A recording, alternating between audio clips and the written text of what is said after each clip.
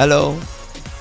நம்மளுடைய ஃபெயிலியர் யாருக்கும் தெரியக்கூடாதுன்னு நினைக்கிறாங்க. ஆனால் உங்களுக்கு தெரியுமா, அது நீங்கள் உங்களை ஏமாற்றி கொண்டிருக்கீங்க.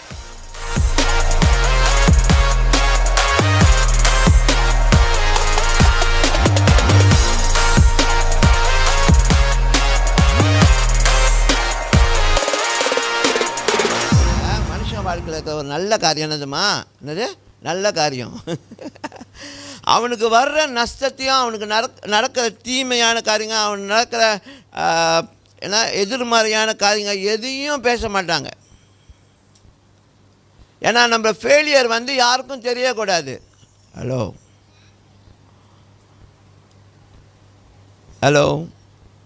நம்மளுடைய ஃபெயிலியர் யாருக்கும் தெரியக்கூடாதுன்னு நினைக்கிறாங்க. ஆனால் உங்களுக்கு தெரியுமா, அது நீங்கள் உங்களை ஏமாற்றி கொண்டிருக்கீங்க. You are cheating yourself, that's all.